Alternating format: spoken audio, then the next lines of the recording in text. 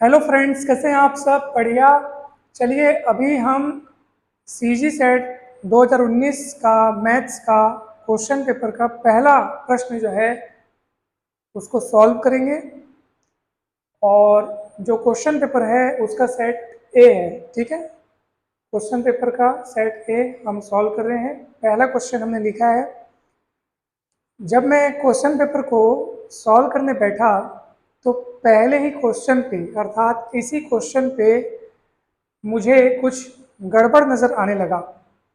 मैं बहुत सोचा, बहुत अच्छे से बार बार उसको सॉल्व किया, बहुत अच्छे तरीके से सॉल्व करने का प्रयास किया, बारीकी से सोचा। उसके बावजूद जिस बात पर मेरे को गड़बड़ नज़र आ रही थी वो बात दूर नहीं हुई। तो मुझे ऐसा लगता है कि इसको जब हम अभी बनाएंगे तो आप सभी ध्यान दीजिएगा। हो सकता है कि मैं जो एग्जैक्ट जो चीज़ मुझे देखनी चाहिए वो मैं देख नहीं पा रहा हूँ, अर्थात सही तरीके से समझने में मेरे से ही गलती हो गई हो, ऐसा हो सकता है। तो इसलिए आप ये समझिए कि हम सभी ग्रुप स्टडी कर रहे हैं, तो आप सब इसको अच्छे से ध्यान से देखिएगा और बताइएगा कि कहाँ गड़बड़ है या हम सही चल रहे हैं। जो भी रहेगा आप हमें बताइएगा। तो क्वेश्चन देखिए क्या लिखा है इसमें। चूज द फॉल्स, अर्थात इन सभी जो चार ऑप्शन है आपके पास, हमको बताना है कि इसमें से फॉल्स क्या है, अर्थात इसमें से गलत क्या है, कौन सा असत्य है, ये हमको बताना है। तो पहला क्या लिखा है देखिए ध्यान से। ये जो आप क्वेश्चन पढ़ के पहचान जाएंगे इजीली कि ये हमारा लीनियर अलजेब्रा का क्वेश्चन है, वो भी कौन से चैप्टर का? वेक्टर स्पेस का। The set of all m cross n matrices with rational elements is not a vector space over the field of real numbers. तो देखो, हमको m क्रॉस n का मैट्रिक्स लेना है, ठीक है। उसका कलेक्शन लेना है, m क्रॉस n मैट्रिसेस का कलेक्शन लेना है जिसकी जो एंट्रीज हैं, जिनके उन मैट्रिक्स के जो एलिमेंट्स हैं वो रैशनल नंबर्स होने चाहिए, ठीक है। आप यहाँ पे कोई भी रैशनल नंबर ले लो, मान लो मैं 1 2 3 4 5 6 7 8 9 कुछ भी ले लेता हूँ। और मैट्रिक्स का ऑर्डर भी आप कोई से भी ऑर्डर का, m क्रॉस n कुछ भी आप ले लो, ठीक है। मैं ऐसे ले लिया। अब मुझे ये बताना है, मतलब ये क्वेश्चन, मतलब स्टेटमेंट पे ये लिखा है कि ये एक वेक्टर स्पेस का निर्माण नहीं करता है रियल नंबर्स के फील्ड पे। तो आपने जब वेक्टर स्पेस पढ़ा होगा तो ये बात बहुत अच्छे से आपने देखी होगी कि कोई भी सेट, ठीक है, कोई भी सेट, मान लो V एक सेट है तो ये वेक्टर स्पेस कहलाता है किसी फील्ड पर, ठीक है। किसी फील्ड पर ये वेक्टर स्पेस होता है। अगर V के रूप में मैं एक फील्ड चुनूं, देखो F कोई फील्ड है और हम पूरे तमाम नियम पढ़ते हैं V को वेक्टर स्पेस बनाने के लिए कि, और बोलते हैं कि हाँ V फील्ड F पर एक वेक्टर स्पेस है। अगर मेरे पास दो फील्ड हों, ठीक है, मान लो एक फील्ड है K और दूसरा फील्ड है F, दोनों फील्ड हैं, तब आप हमेशा याद रखिएगा कि आप उसी को, जैसे मान लो K का सबफील्ड है F, ध्यान दीजिएगा, ठीक है, K का सबफील्ड है F, तो K को आप फील्ड F पर वेक्टर स्पेस के तौर पे तैयार कर सकते हो, न कि F को K पर आप वेक्टर स्पेस के तौर पे तैयार करो, ठीक है। यानी कि जो बड़ा वाला रहता है ना, दोनों में जो, जैसे दो फील्ड हमने लिए, तो जो बड़ा फील्ड है जो छोटे को रखता है, तो बड़े फील्ड को ही आप छोटे पर एज ए वेक्टर स्पेस के तौर पे देख सकते हो। तो अब आप खुद बताओ, जब हमने जो मैट्रिक्स लिया है उसकी जो प्रविष्टियां हैं, उसकी जो एंट्रीज है वो रैशनल नंबर्स हैं, और हमको बोला जा रहा है कि क्या ये वेक्टर स्पेस का निर्माण करता है रियल नंबर्स के फील्ड पर। तो भैया ये तो बात उल्टी हो गई, क्योंकि आप देखो ना, इनकी जो प्रविष्टियां हैं वो क्यू से ली जा रही हैं और बोल ये रहा है कि क्या ये आर पर एक वेक्टर स्पेस का निर्माण करता है क्या। तो ये तो उल्टा हो गया, क्योंकि देखा जाए तो आर क्यू से बड़ा है, आर क्यू को अपने भीतर रखता है ना भाई। क्यू जो है वो आर का सब फील्ड है, और हमने अभी क्या सीखा कि जो बड़ा वाला फील्ड है वो छोटे वाले पर वेक्टर स्पेस हो सकता है, छोटा वाला बड़े वाले पर नहीं होगा, ठीक है। ये अभी आप कंसेप्ट समझिए कि हम स्टेटमेंट देखकर तुरंत ही कैसे पता कर सकते हैं कि वो सत्य है असत्य। इस बात का मैं आपको सबूत भी दूंगा कि कैसे ये वेक्टर स्पेस नहीं बनेगा, ठीक है। लेकिन आप ये भी एक बात हमेशा जानिए, बड़ा वाला ही छोटे वाले पर वेक्टर स्पेस बन सकता है। तो क्यू के एलिमेंट से बनी हुई चीजें जो हैं वो आर पर, रियल नंबर्स के फील्ड पर वेक्टर स्पेस नहीं बन सकती, क्योंकि क्यू छोटा है आर बड़ा है। अब इसका एक और प्रूफ देखिए, वेक्टर स्पेस बनने के लिए जो वेक्टर स्पेस की डेफिनेशन जो आपने पढ़ी होगी कि भैया वी को जो है, जो वी अगर वेक्टर स्पेस के तौर पे अगर आप बताना चाहते हो फील्ड एफ पर, तो सबसे पहला नियम जो है वो ये कि वी को आपको प्लस ऑपरेशन के रिस्पेक्ट में अबेलियन ग्रुप बताना होता है, ठीक है। तो प्लस ऑपरेशन को हम लोग इंटरनल कंपोजिशन भी कहते हैं, आंतरिक संयोजन, ठीक है। और एक और शर्त है, अब अबेलियन ग्रुप बताने मतलब 5 नियम इसमें फिक्स हो गए। फिर दूसरा आता है एक्सटर्नल कंपोजिशन। एक्सटर्नल कंपोजिशन में क्या करते हैं हम, फील्ड एफ से एक एलिमेंट चुनते हैं, ठीक है।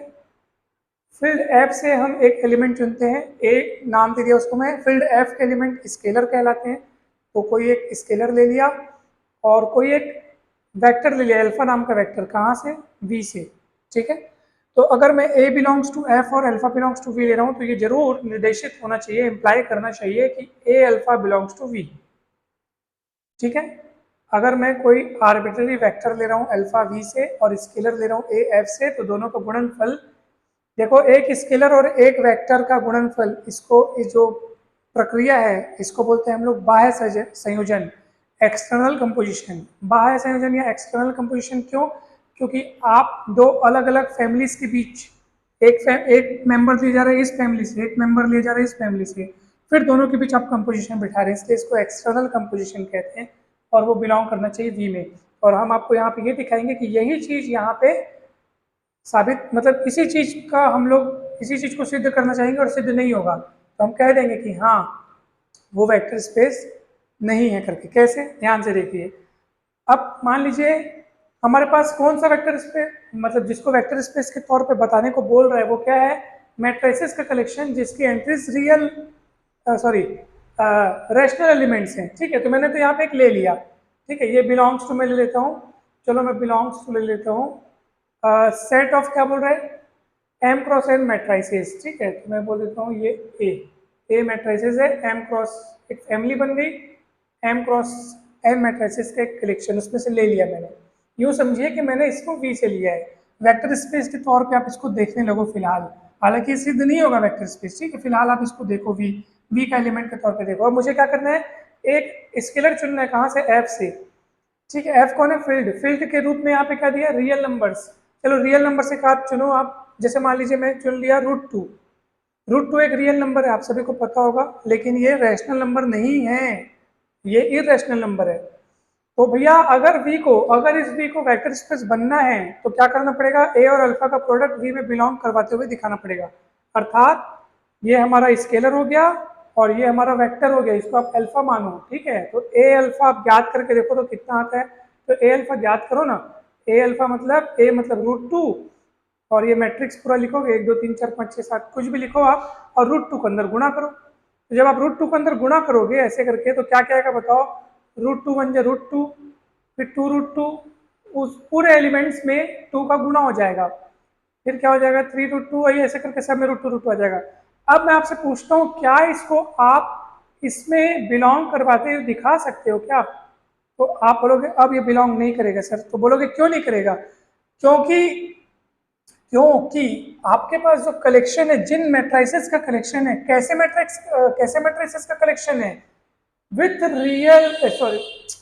रैशनल एलिमेंट्स, मतलब आपके पास जो फैमिली दी गई है प्रश्न में जिसको आपको वेक्टर स्पेस बनाना है, वो कैसी फैमिली है, ऐसे अवयवों की फैमिली है, ऐसे मैट्रिक्स की फैमिली है जिसकी प्रविष्टियां, जिसकी एंट्रीज जो है वो रैशनल नंबर्स होती हैं। अब कहाँ हुई है रैशनल नंबर्स, √2 का गुणा होने के बाद ये सब की सब क्या हो गई हैं, इरेशनल नंबर हो गई हैं। तो क्या बोल दोगे क्या कि हाँ ये उसी फैमिली में बिलोंग करता है, नहीं करेगा, उस फैमिली में बिलोंग नहीं करेगा, क्योंकि वो फैमिली किनकी है, ऐसे मैट्रिक्स की फैमिली है जिनकी एंट्रीज रैशनल नंबर होती है। अब तो ये पूरे इरेशनल एंट्री वाला मैट्रिक्स बन गया है, तो उसमें बिलोंग नहीं करेगा, यानी कि यहाँ पे ये वाला कथन जो है वो सही साबित नहीं हो पा रहा है, इसलिए वेक्टर स्पेस नहीं है। और उस स्टेटमेंट में खुद लिखा है is not a vector space, यानी कि सही बात है भैया, ये सही है, is not a vector space, ठीक है, अच्छी बात है। मतलब सही कथन है ये कि हाँ भाई वेक्टर स्पेस नहीं है और इसमें भी नहीं है लिखा है, मतलब ये कथन सही है। अगर ये लिखा रहता ना इज अ वेक्टर स्पेस तो हम लोग बोलते अरे इसमें तो वेक्टर स्पेस लिखा है भाई, लेकिन हम लोग से तो नहीं आ रहा है वेक्टर स्पेस, तो हम बोलते कि ये कथन असत्य है। फिलहाल ये कथन सत्य लिखा है क्योंकि हाँ सच में ये वेक्टर स्पेस नहीं है, तो ओके। लेकिन हमको क्या है, फॉल्स को चुनना है ना, तो भैया पहला वाला ऑप्शन नहीं आएगा ना। चलिए दूसरा देखिए, ध्यान से देखेंगे दूसरा। देखो हम अभी जो समझ रहे हैं ना, आप जरूर बताइएगा कि कहीं पे भी आपको डाउट नजर आए या कहीं मेरे समझाने में कहीं त्रुटि हो, मिस्टेक हो, तो प्लीज़ मुझे बताइएगा, क्योंकि मैं आपको सच बता रहा हूँ कि ये सारे टॉपिक्स जब हम सेट नेट का प्रिपरेशन किए थे तब पढ़े थे। उसके बाद से सेट के लेवल की जो तैयारी के जो क्वेश्चंस हैं वो अभी टचिंग में नहीं थे, तो फिर से मैंने आज दिन भर पढ़ाई किया, दिन भर उन कंसेप्ट को देखा, रिवाइज किया, मुझे बहुत सारा चीज़ फिर याद आया, उसके बाद बनाया हूँ। इसलिए आपसे मैं बार बार कहता हूँ कि आप अच्छे से समझिए, और अगर आपको लगता है कि कहीं भी थोड़ा सा मिस्टेक है या ऐसा नहीं ऐसा होना चाहिए, वैसा नहीं वैसा होना चाहिए, तो प्लीज़ बताइएगा, बिल्कुल बताइएगा। इससे क्या होगा, हमको सीखने को मिलेगा। कुछ चीज़ें हो सकता है हम आपसे सीखें, हो सकता है कुछ चीज़ आप हमसे सीखें, तो ऐसे ही सहयोग के द्वारा जो है वो आपकी भी तैयारी होगी, और हमारा भी जो पिछला जो पढ़ा हुआ है, जो अभी स्मृति पटल से हमारे हट गया है, वो वापस जो है वो रिवाइज होते जाएगा, तो हमको भी चीज़ें जो हैं वो याद होती जाएंगी। तो इसलिए कह रहे हैं कि आप अच्छे से समझिए। तो अब देखो दूसरा, देखो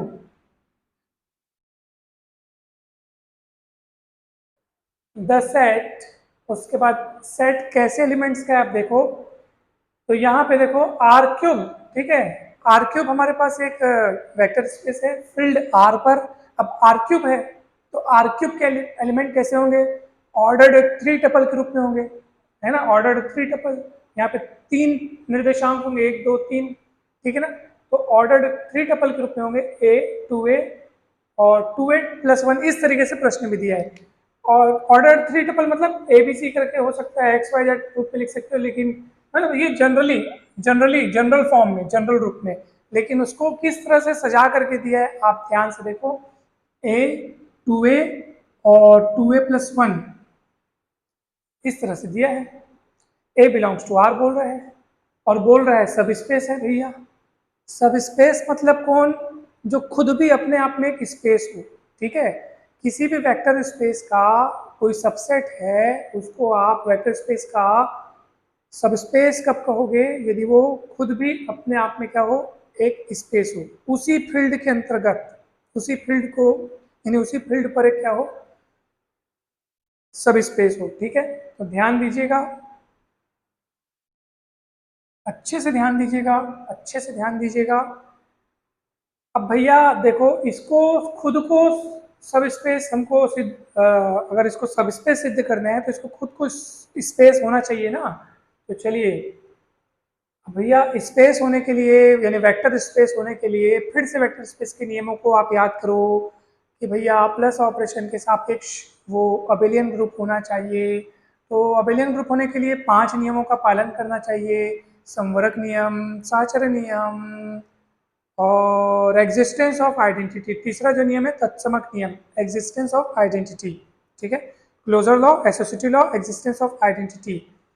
और उसके बाद और भी नियम होते हैं, existence of inverse, commutative law, ये सब होते हैं, लेकिन मैं एग्जिस्टेंस ऑफ आइडेंटिटी पे आके रुक क्यों गया, क्योंकि वो यही वो चीज़ है जिसमें ये अटकने वाला है। कैसे, ध्यान से देखिए, क्योंकि v को जिसको अपने को वेक्टर स्पेस दिखाना होता है उसको प्लस ऑपरेशन के सापेक्ष अबेलियन ग्रुप सिद्ध करना होता है। प्लस ऑपरेशन के सापेक्ष जो, जब हम लोग प्लस ऑपरेशन की बात करते हैं तो आइडेंटिटी एलिमेंट के रूप में हम लोग जीरो को लेते हैं। तो यहाँ पे अगर इसके एलिमेंट्स ऑर्डर्ड थ्री टपल के रूप में हैं तो उस हिसाब से इस समुच्चय की, यानी इस वेक्टर स्पेस की आइडेंटिटी क्या होनी चाहिए बताइए, तो वो होनी चाहिए 0 0 0। अब आप खुद सोचो, क्या ये 0 0 0 जो कि आइडेंटिटी एलिमेंट होना चाहिए, क्या ये आर इस कलेक्शन में जिसको आपको सब स्पेस दिखाना है, क्या उसमें बिलोंग करता है, इस कलेक्शन में बिलोंग करता है? ये जो आपका कलेक्शन है जो दिया है आपको प्रश्न में, क्या इसमें बिलोंग करता है? आप खुद सोचिए, जरा दिमाग लगाइए, क्या बिलोंग करता है क्या?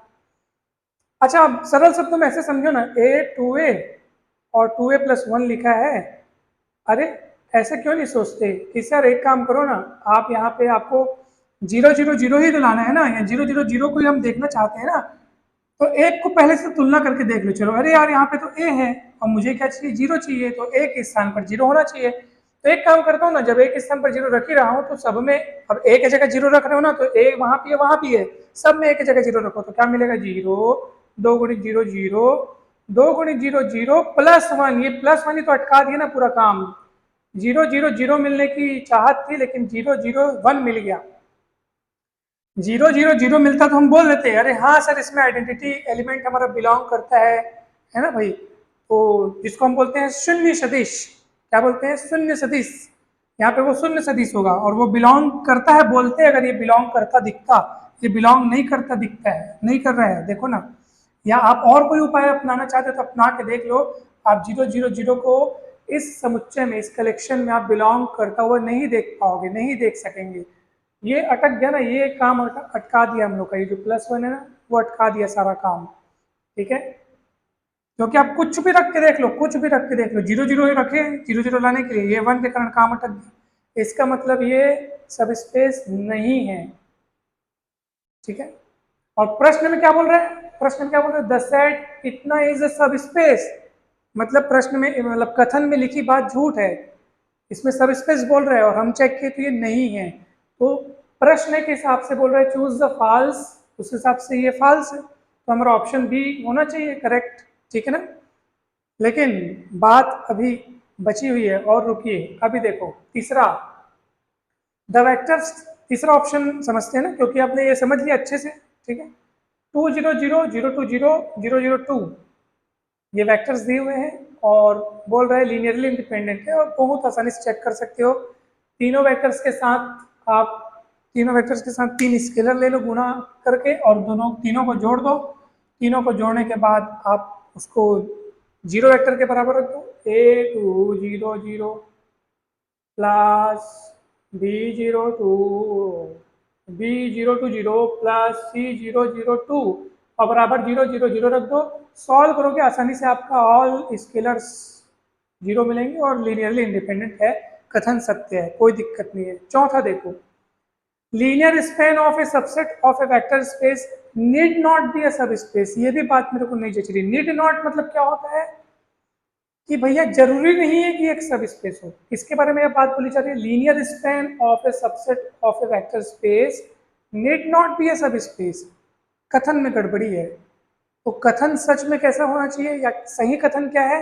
Linear space, sorry linear span जो है, जैसे मान लो V कोई वेक्टर स्पेस है, V कोई वेक्टर स्पेस है, S उसका सबसेट है और S का आपने क्या तैयार किया, लीनियर स्पैन तैयार किया।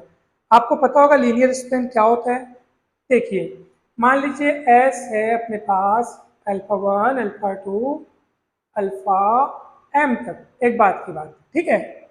तो S क्या है, V का सबसेट है ना भाई, S जो है V का सबसेट है, तो S के एलिमेंट्स जो होंगे वो वेक्टर्स ही तो होंगे, V के कुछ वेक्टर्स का कलेक्शन है। अब इन वेक्टर्स को लेते हुए और फील्ड ऐप से स्केलर लेना है आपको, मतलब इन वेक्टर्स का इस्तेमाल करना है, फील्ड ऐप से स्केलर उठाना है और वेक्टर और स्केलर का गुणा करके लीनियर कॉम्बिनेशन बनाना है। आपको तो पता होगा लीनियर कॉम्बिनेशन किसको बोलते हैं, फील्ड ऐप से कुछ एलिमेंट्स ले लिया मैंने A1 और इनको साथ ही साथ गुणा करते गया, A1 α1 A2 α2, यहाँ पे लिखते जाता हूँ मैं, A1 α1 A2 α2 A3 α3, चलते चलते और ये चलते जाएगा AM अल्फा M, जहाँ ये सारे स्केलर्स F से लिए गए हैं और सारे वेक्टर्स S के हैं, ठीक है। यहाँ पे आप लिख देना कौन किसमें बिलोंग करता है, और इन्हीं लीनियर कॉम्बिनेशंस के कलेक्शन को बोलते हैं लीनियर स्पैन ऑफ S, अर्थात कुछ वेक्टर्स, अब कुछ को लो या पूरे को लो, इस्तेमाल आपको S के वेक्टर्स करने हैं, एक बार में चाहे पूरे को ले लो, चाहे कुछ को ले लो, 2 ठोक को लो, 3 ठोक को लो, ये स्केलर के रूप में A1 A2 A3 लिए फील्ड से, दूसरा स्केलर ला लो, तीसरे ला लो, B1 B2 जो स्केलर लाना वो स्केलर ला लो। वेक्टर्स आपको S के चुनने हैं, पूरे चुनो, आधे चुनो, 1 चुनो, 2 चुनो, कितने भी चुनो, और जितने तरीके के लीनियर कॉम्बिनेशंस तैयार हो सकते हैं उन सब के कलेक्शन को बोलते हैं लीनियर स्पैन। और ये बाकायदा आपके बुक में आप देखेंगे लिखा हुआ है थ्योरम कि लीनियर स्पैन सदैव V की एक उप समष्टि होती है अर्थात सब स्पेस होता है, वेक्टर सब स्पेस होता है। और तो और S को रखने वाला ये सबसे छोटा सब स्पेस होता है, LS लीनियर स्पैन। तो पक्के तरीके से जब ये सब स्पेस होता है तो उस हिसाब से ये कथन जो है गलत है, क्योंकि यहाँ पे क्या लिखा है, linear span of a subset of a vector space need not be a subspace. Need not नहीं भैया, गारंटी के साथ सब स्पेस होता है। तो अब आप बताओ कौन कौन से कथन गलत हुए, ये वाला और ये वाला। क्योंकि इसमें क्या बोल रहा है, इसको सब स्पेस बोल रहा है, जबकि अपन चेक किए तो सब स्पेस नहीं आ रहा था। और इसमें नीड नॉट बोल रहा है, नीड नॉट नहीं, वो गारंटी के साथ सब स्पेस होता है। यहाँ तक कि अगर आप बोलोगे सर एस को अगर अपन नल सेट लें तो एस अगर नल सेट अर्थात फाई चुनोगे ना, उस समय भी एल एस को इस तरह से डिफाइन किया गया है, शून्य शून्य समष्टि के रूप में डिफाइन किया गया है, जो कि खुद अपने आप में एक सब स्पेस है, वी का सब स्पेस है ये। ठीक है, तो इसलिए मुझे ऐसा लगता है, अगर मतलब इस हिसाब से फिर ये क्वेश्चन में गड़बड़ है, क्योंकि हमको कोई एक ऑप्शन चुनना है, ठीक है ना। अगर चलो भाई इसमें ऐसा ऑप्शन दिया होता कि चूज द फॉल्स, उसके बाद ऐसे लिखा होता ए और बी और सी, बी और डी ऐसे करके लिखा होता, तो हम बोलते कि हाँ सर ये और ये दोनों गलत है, तो बी और डी को ऐसे टिक करते कि बी और डी गलत है। लेकिन ऐसा कुछ तो दिया नहीं था। तो खैर ठीक है, क्वेश्चन पर चर्चा हो गई, आपको समझने सीखने को मिला होगा कि किस तरह से सब ज्ञात करते हैं। अगर आपको कहीं भी डाउट हो तो ज़रूर बताएं। हो सकता है हमारे समझने में समझाने में कहीं पर भी कोई भी प्रकार की शंका हो तो अवश्य बताएं, अवश्य शेयर करें, कमेंट में ज़रूर बताएं। हम सभी को एक दूसरे के सहयोग से सीखना है, ठीक है। तो आज के इस वीडियो में इतना ही। मैं और क्वेश्चंस को देख करके फिर उनका सॉल्यूशन आपको बताऊंगा। इस वीडियो पर आपका कमेंट जरूर हम चाहेंगे कि आपका कमेंट आए। अगर आपको लगता है कि हाँ सर सब कुछ तो सही है, क्वेश्चन में गड़बड़ है, तो वो भी बताएं ताकि हम आश्वस्त हो जाए कि हाँ सही है करके। अगर आपको लगता है कहीं गड़बड़ है, कहीं समझाने में कहीं त्रुटि हुई है, तो वो भी बताएं ताकि हमारा सुधार हो और नेक्स्ट वीडियोज़ में हम और अच्छे से मेहनत करके आपको बताएं। तो जो भी हो आप अवश्य बताएं। आप सभी का बहुत बहुत धन्यवाद, थैंक यू सो मच। आप सभी खुश रहें, मस्त रहें, स्वस्थ रहें, पढ़ते रहें और खूब सफल हों। Thank you so much.